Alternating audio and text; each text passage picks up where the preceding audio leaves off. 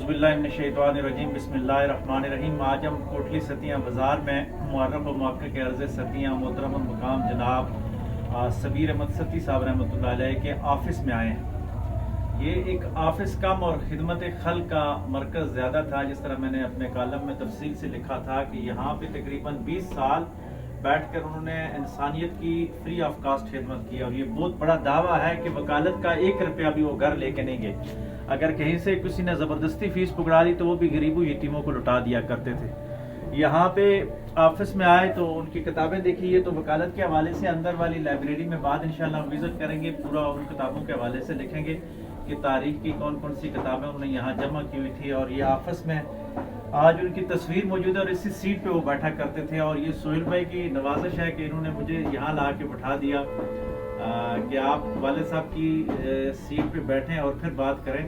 तो इन्होंने कलम भी दिया मुझे आज, जो सबीर सती साहब का ये कलम था जिससे वो तसनीफ व तालीफ का काम किया करते थे। तो मेरे लिए बहुत बड़े एजाज़ की बात है कि हमारे कौम, कबीले और अर्ज़ कोसार और अर्ज़ सतिया के अजीम मुअर्रफ व मुहक्किक का ये कलम इन्होंने मुझे अलामती तौर पे दिया, और मैं समझता हूँ कि ये मेरे लिए सरमाए इफ्तिखार है। दुआ करें कि अल्लाह इस कलम की लाज रखने की तौफीक अता फरमाए। किसी तरह तसनीफ व तालीफ का काम हम करते रहें। आखिरी मुलाकात उनकी बीमारी से पहले जो सेहतमंदी के यहाँ में हुई थी कोटली में उनके गाड़ी, तो वहाँ पे जब मैं निकल रहा था तो मुझे ये लफ्ज़ कहे थे, सोहेल भाई आपको याद होगा कि आप कलम को हिलाया करें, आपके कलम में ताकत है, लिखा करें, आपने लिखना छोड़ना नहीं है। तो आज एक कलम मिला है तो मैं कहता हूँ उनके तसर्रुफात में से एक तसर्रुफ है शायद कि उन्होंने तो ये नसीहत की थी और आज उनका कलम भी मुझे दिया जा रहा है। दुआ करें कि अल्लाह तबारक व तआला इस कलम की लाज रखने की तौफीक अता फरमाए। हमारे साथ हज़ारा की सती बरादरी के लोग भी मौजूद थे जो ख़ियाबान सतिया के 3रे एडिशन पे हम सब मिल के काम कर रहे हैं। तो मास्टर सबीर अहमद सती साहब भी यहाँ पे तशरीफ़ फरमा है। ये अहमदाबाद में बड़ा काम कर रहे हैं और इनके हाथ में ये सबीर सती साहब की किताब भी उन्होंने सूफी अब्दुल अजीज साहब के ऊपर लिखी है। यहाँ से मिली तो बैठ के इसी का मुताला कर रहे थे। और ये इन्होंने एक और सवाल भी किया कि कप्तान अब्बास साहब की अगर कोई तस्वीर मिल जाए तो वो कितनी बड़ी शख्सियत थी, यानी मोटिवेशन के तौर पे। जब इन्होंने किताब में उनका तज़किरा पढ़ा तो उनकी तस्वीर भी कहीं किसी के पास भी हो तो हमें ज़रूर भेजे। हम उनके ख़ानदान वालों से भी रब्ता करेंगे कि कप्तान अब्बास साहब की अच्छी सी तस्वीर हो और उनके ऊपर भी तहरीर लिखेंगे इंशाअल्लाह। तो सदीर साहब आप कुछ कहना चाहें मुअर्रफ सतिया के हवाले से?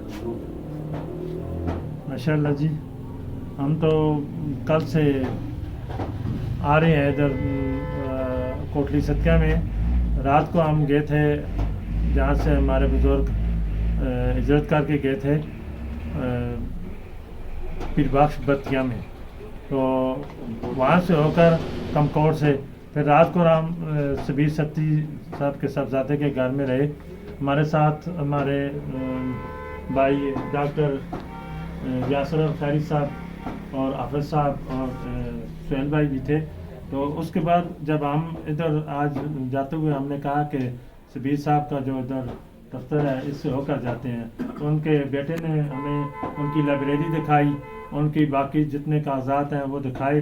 तो यकीन जाने कि हमारे पास तो ऐसे कोई अल्फाज ही नहीं है कि उनका रिकॉर्ड देखकर हम सोच रहे हैं कि ये रिकॉर्ड उन्होंने कैसे इकट्ठा किया और कैसे अपनी कौम की खिदमत करने के लिए उन्होंने लिखा।